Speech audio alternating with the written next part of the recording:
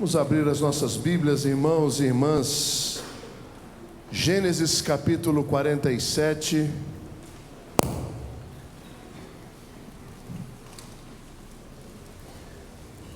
Versículos 8 e 9.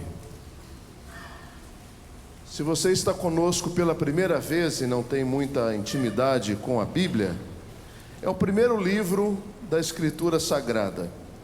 Gênesis 47, 8 e 9.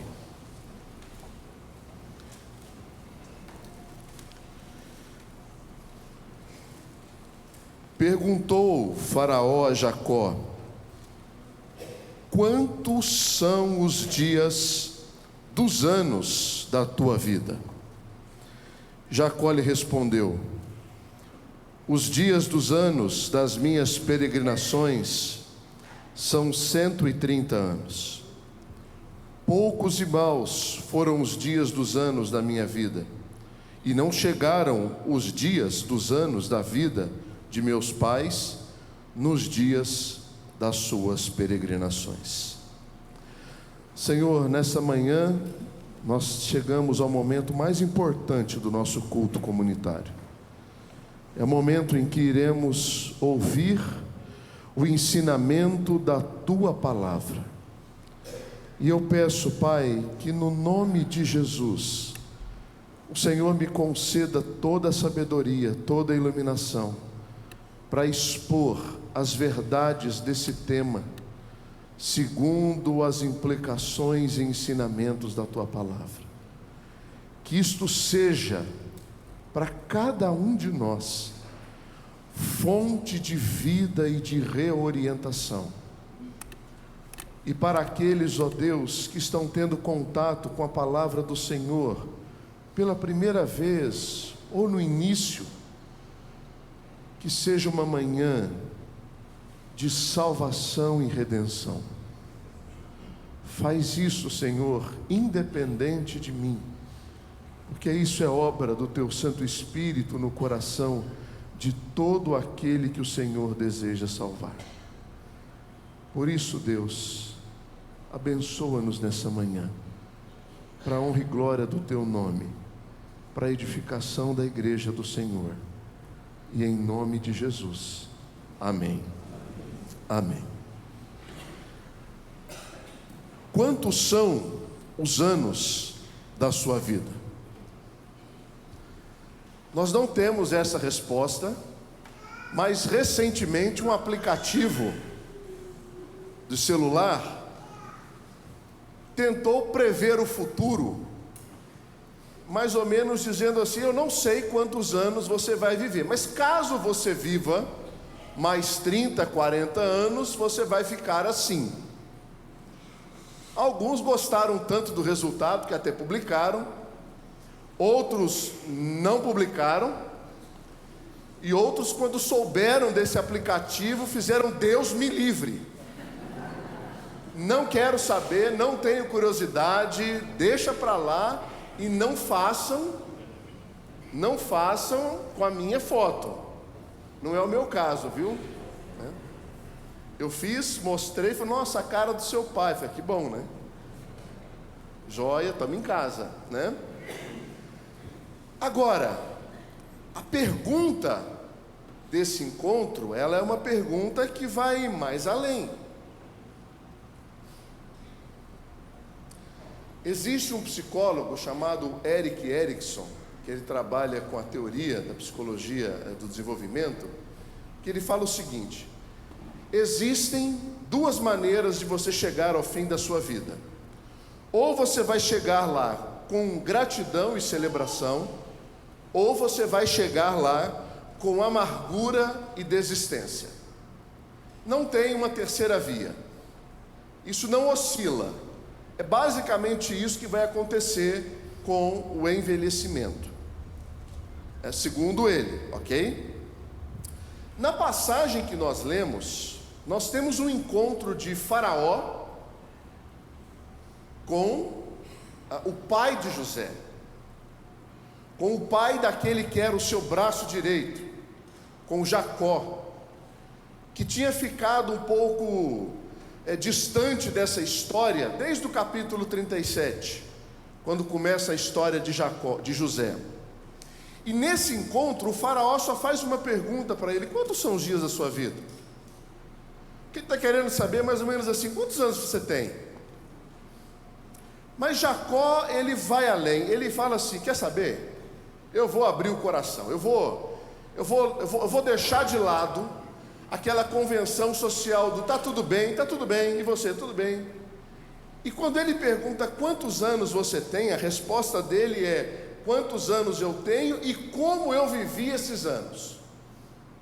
E para Jacó, a resposta dele é: os dias dos anos das minhas peregrinações são 130 anos. Poucos e maus foram esses dias. Jacó olha para os seus 130 anos de vida e ele tem dois sentimentos que resumem os seus dias: eles foram poucos e maus.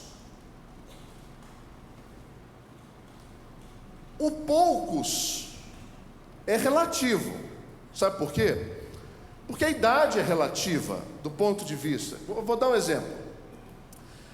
Quando a geração de ouro olha para mim, eles me chamam assim: pastorzinho, tão novo, só tem 40 anos. Alguns eu acho que até ainda me veem de fralda. Agora, quando eu estou com a UPA, que são os adolescentes, eles já me veem de fralda. Uns com Pampers, outros com a plenitude. Mas os dois me veem de fralda. Por quê? Porque o pai de Jacó viveu 180. E ele fala: eu estou com 130 e eu estou sentindo que eu já vou morrer. Meus dias são poucos. Então, a quantidade é relativa. Agora, o diagnóstico de que os dias são maus para Jacó, aí já não tem nada de relativo. Por que Jacó identificou que os seus dias eram maus? Porque ele vem de uma base familiar completamente desestruturada.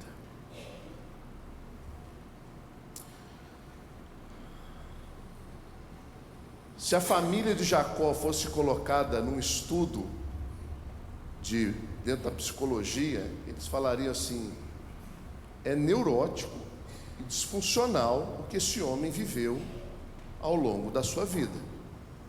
Por quê? E aqui eu não estou querendo aqui, irmãos, queimar o filme de Isaac, de Rebeca. Não, a Bíblia registra isso para que nós não venhamos a carregar a figura perfeita de pais e de mães. Isso não existe. Nós erramos, erraremos e erramos. Então, eu quero trazer aqui nessa mensagem, nesse ponto, algumas características que provavelmente, na retrospectiva de Jacó diante do faraó, fez ele responder: meus dias foram maus. Ele vem de uma família bem desestruturada. O seu pai lhe deu um péssimo exemplo. Na primeira descida deles para o Egito, quando ele estava com a sua mãe, Rebeca, Isaac diz: olha, vão perguntar quem é, você é uma moça muito bonita, muito formosa, e eu não vou dizer que você é minha esposa, senão eu me lasco, então eu vou dizer que você é parente, nós temos um grau de parentesco, então que você se lasque. E é isso que ele fez. Imaginam que isso provoca na mente de uma esposa, vendo o seu marido negando a união entre eles e entregando a sua esposa a outro homem. A relação dele com a sua mãe era uma relação extremamente delicada, porque Rebeca, ela por vezes, ela se mostra muito incoerente com os princípios bíblicos estabelecidos e a sua moral e a sua conduta. Por exemplo, quem preparou toda a enganação de Jacó foi Rebeca.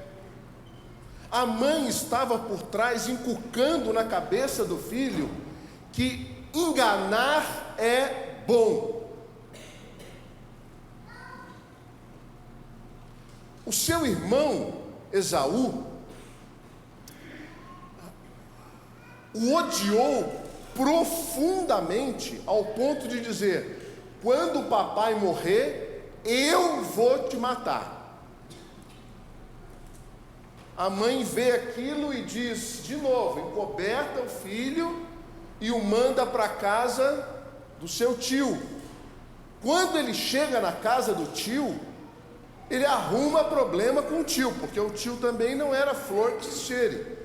A Bíblia diz que por 10 vezes o salário dele sofreu alterações que não lhe agradavam. O tio também engana o sobrinho para casar a filha encalhada e aquela que ele queria de fato. E quando Jacó deixa a casa do seu tio, ele o faz na surdina da madrugada. E ele só vai atrás porque uma de suas filhas ainda rouba uns ídolos que ele tinha, esconde, e aí dá aquele barraco de programa de televisão de baixo nível de qualidade. Tudo isso é o panorama familiar desse homem. É nesse ambiente que ele cresce. Como se tudo isso não bastasse, qual era o nome desse rapaz? Enganador. Essa é a nódoa que ele carrega constantemente nos seus dias familiares. Muito prazer, meu nome é Enganador, e o seu? O meu agora é olho aberto, é pé atrás. Como que um homem que nasce nesse ambiente familiar pode adquirir boas referências familiares? Tanto que a própria vida de Jacó, depois da reconciliação com seu irmão, ele tem os seus filhos, mas as suas esposas vivem brigando, chamando a atenção dele. Os seus filhos não suportavam a presença de um tal de Josézinho, o mais novinho ali, aquele que o pai tinha uma inclinação, uma predileção, que ele aprendeu isso com a mãe. Dos filhos você tem que ter um predileto, que é esse que você vai proteger, que é o que eu fiz com você, você faz com o seu filho. Até que os irmãos resolvem vendê-lo e, voltando para casa, dizem: papai, José morreu, uma fera do campo veio, dilacerou, só encontramos as vestes ensanguentadas, está aqui. E por 20 anos essa família sustentou esse segredo. 20 anos esse defunto enterrado na sala de estar, na mesa de jantar, quando todos se reuniam e viam Jacó chorando pela morte do seu filho, engoliam seco o alimento, sabendo que era uma mentira. Qual família se sustenta num seio de tanta mentira? Como que se espera que um homem desse, ao final da vida, olhe para trás e diga: faria tudo de novo, foram incríveis os meus dias, eles estão repletos de graça? A conclusão dele é: meus dias foram poucos, e maus. Maus. Como se não bastasse, o seu filho primogênito prepara um leito e se deita com uma de suas concubinas. Irmãos, isso no costume do Antigo Oriente era tão grave como desejar a morte do pai. Isso marcou tão profundamente a vida de Jacó, que quando ele está dando a bênção de filho sobre filho, quando ele chama Rúben, ele diz assim: Rúben, tu és o meu primeiro filho, a minha força, as primícias do meu vigor. Você é o mais excelente em poder, impetuoso como a água, mas não serás mais excelente, porque você subiu ao leito de teu pai e o profanaste. Você subiu à minha cama. As últimas palavras de um pai a um filho.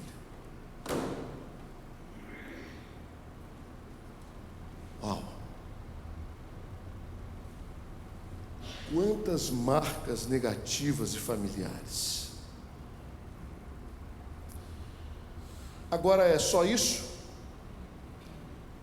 Será que foi só isso que fez com que ele olhasse para trás e entendesse que os seus dias tinham sido maus? Não. Embora tudo isso tenha acontecido com Jacó, ele não é uma vítima da sociedade, uma vítima do sistema, uma vítima da família. Não é. Porque Eclesiastes diz que Deus criou o homem reto, mas ele se mete em astúcias. Se isso fosse verdade, que Jacó seria uma vítima, nós teríamos toda a receita para acabar com o mal do mundo.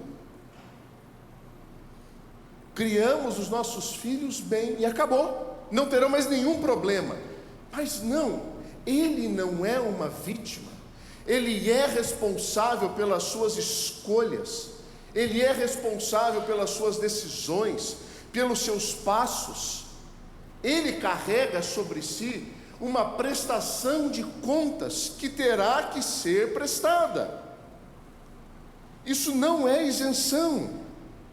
Existem pessoas que possuem boas oportunidades na vida, nasceram em lares bem estruturados, estudaram nos melhores colégios, mas reside e paira sobre eles como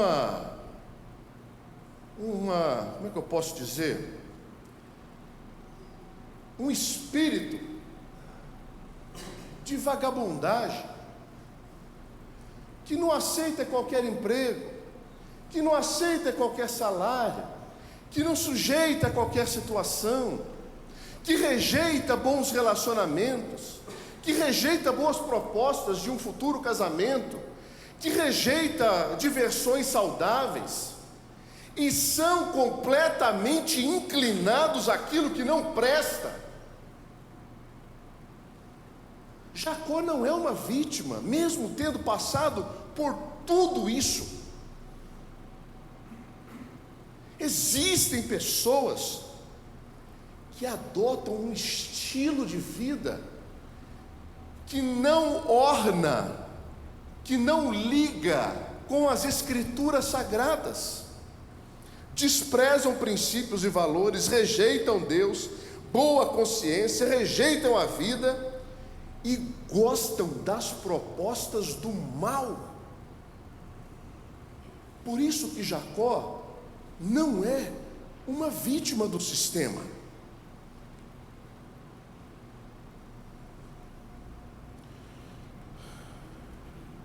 Tudo isso Tudo isso nos leva para um próximo ponto. Ele vem de uma família completamente desestruturada, mas ele também toma atitudes que não foram atitudes corretas. Quando sua mãe tenta cooptar seu coração, ele aceita. Quando Labão tenta trapacear, ele vai e trapaceia em cima.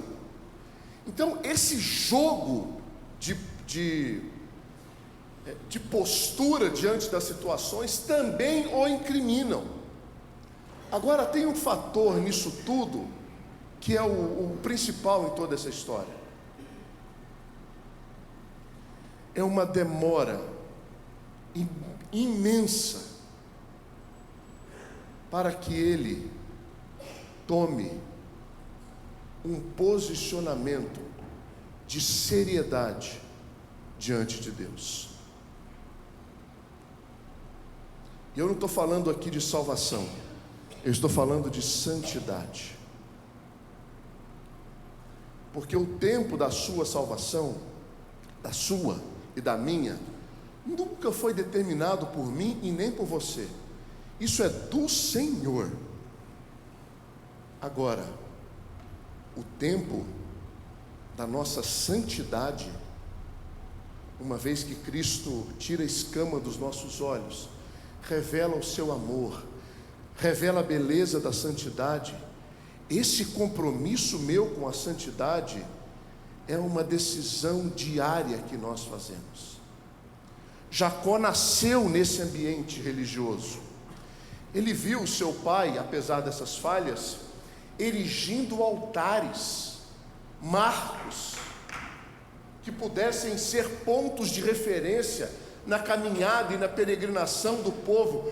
Puxa, isso aqui foi feito por Isaac naquele momento. Isso aqui aconteceu quando ele foi liberto de ser sacrificado. Isso aqui aconteceu quando eles ganharam determinadas batalhas. Isso aqui aconteceu.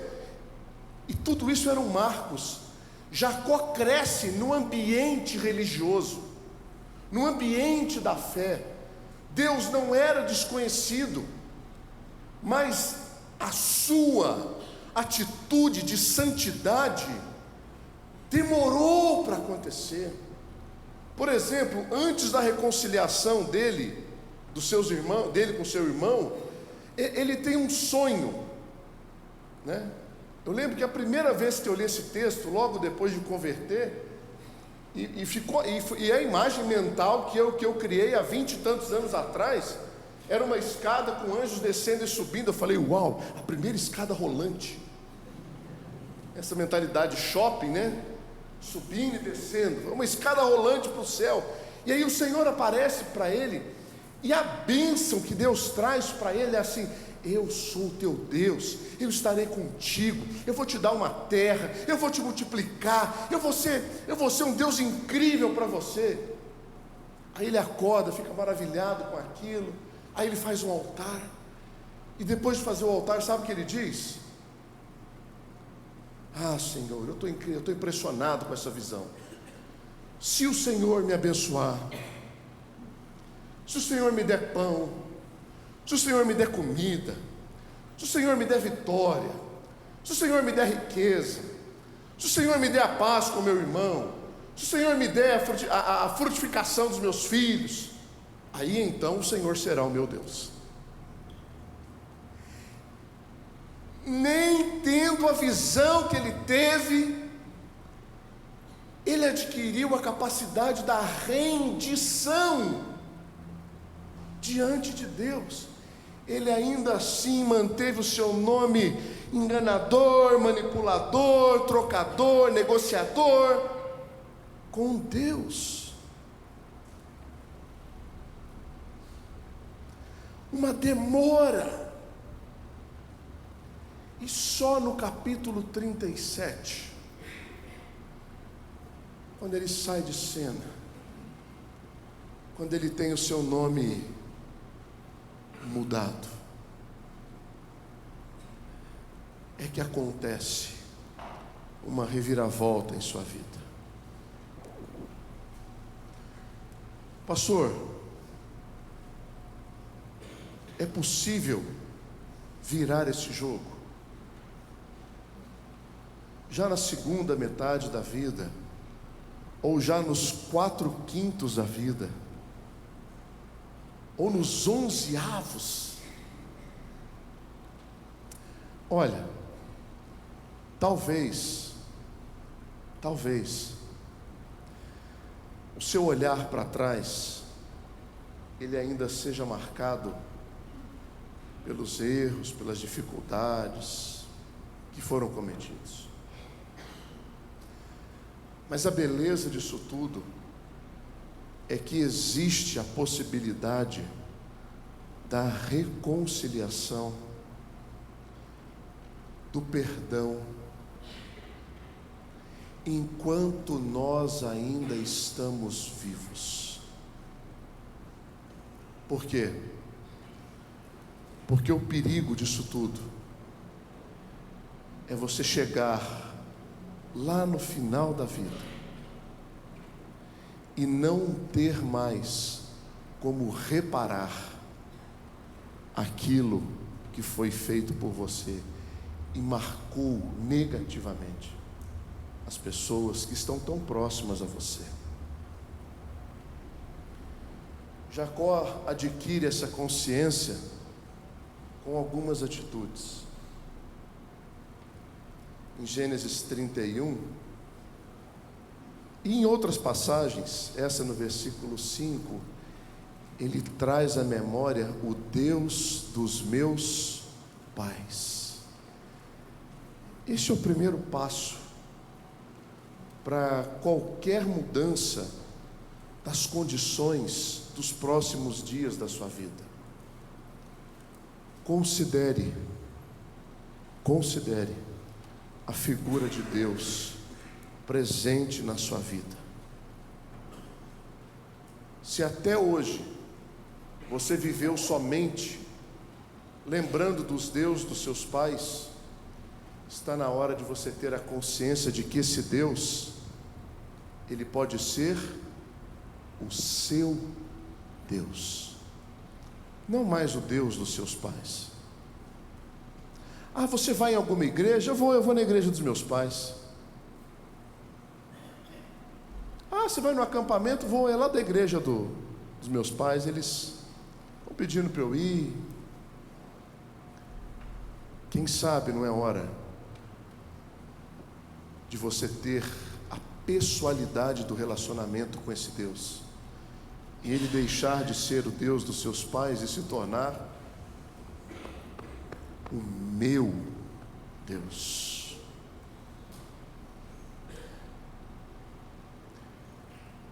Quem sabe não é hora de você levantar os seus altares nos marcos importantes da sua vida.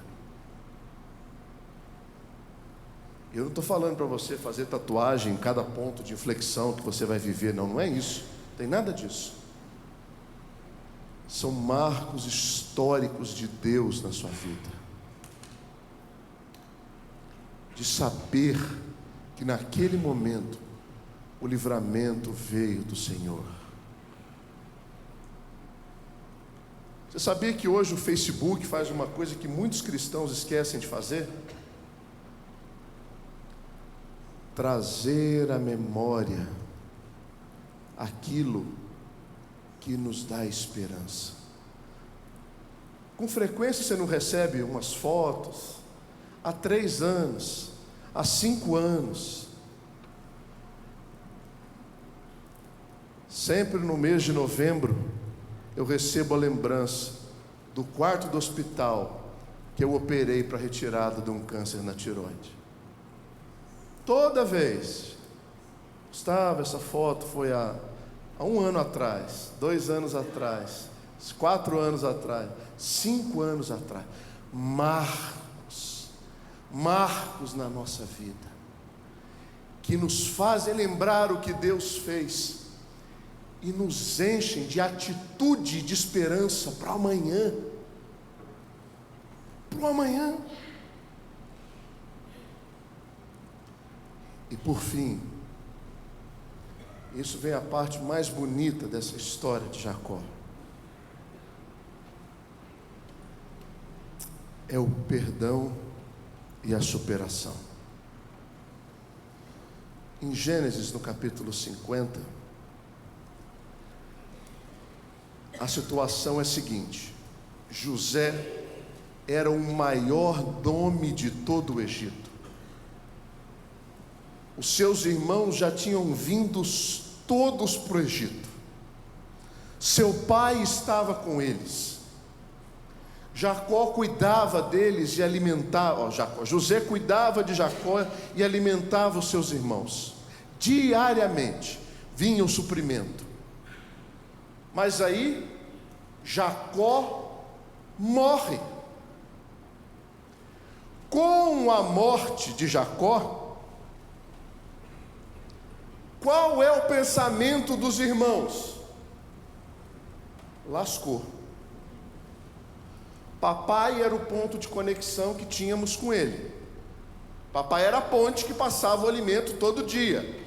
A ponte caiu, o alimento acabou. Acabou o alimento. Olha o versículo 15. Vendo os irmãos de José que seu pai já era morto, disseram: é o caso de José nos perseguir e nos retribuir certamente o mal todo que lhe fizemos. Olha a consciência pesada. É agora que José vai tirar a carta da manga e dizer assim: pilantras, já fiz o cartaz com o papai, agora meu relacionamento é com vocês. Vai todo mundo morrer.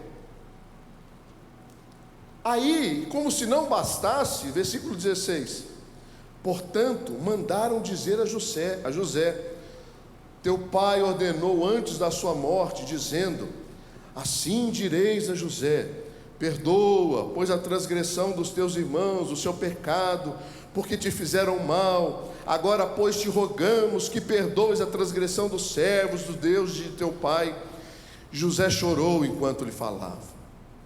Depois vieram também seus irmãos, prostraram-se diante dele e disseram: eis-nos aqui por teus servos. E respondeu-lhe José: não tenham medo. Não tenham medo. Acaso eu estou em lugar de Deus? Vós, na verdade, intentaste o mal contra mim. Deus o tornou em bem para fazer como vedes agora, que se conserve muita gente em vida.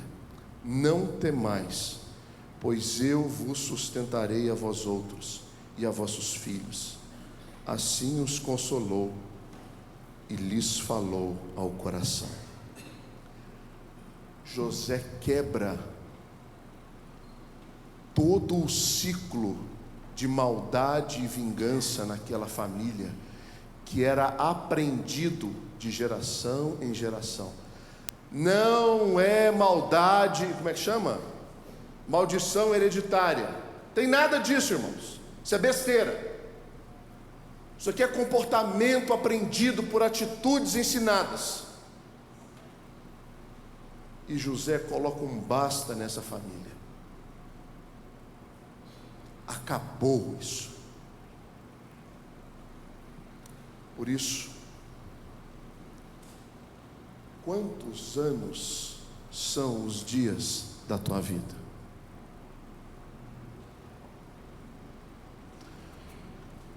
Tem algo para trás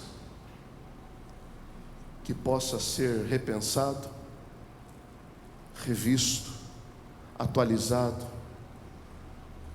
Existe algo, alguma pendência, algum segredo a ser revelado? Existe algum defunto a ser desenterrado e colocado para fora do arraial? Existe alguma atitude que tem minado a alegria dos seus dias, no seu seio familiar? Existe. Existe algo a ser arrancado do seu peito e colocado nos pés daquele que pode perdoar? Existe. Sabe por que eu estou falando tudo isso? Porque Cristo Jesus nos ensinou a maior lição que nós poderíamos aprender: que independente do momento de vida que você esteja, existe a possibilidade do perdão para você e para quem quer que você queira perdoar. Na hora da cruz, um dos ladrões lhe disse: mestre, lembra de mim quando estiveres no paraíso, lembra de mim. E Jesus diz: ainda hoje nós estaremos juntos, ainda hoje. Cristo nos dá uma nova possibilidade de viver os próximos dias.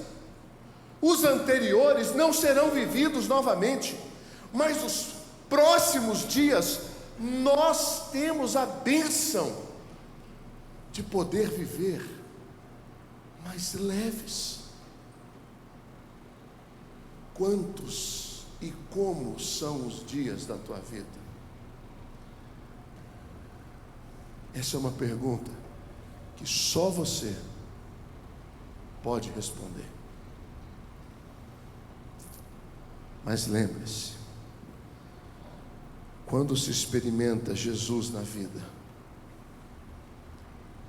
ela se torna com mais cor, com mais sabor, com mais intensidade e com muito mais sentido.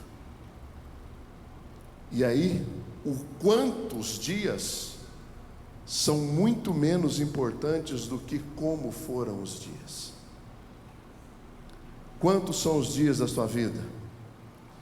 Eu, pela graça de Deus, já tenho mais tempo de novo convertido, do que de sem conhecer a Cristo. E você? Ah, pastor, eu não sei quantos dias eu... Não importa. O que importa é que os próximos dias da sua vida podem ser diferentes dos dias que foram vividos até hoje. Que Deus te abençoe. Amém. Nós vamos cantar agora, ouvir uma música cantada pelo Maranata.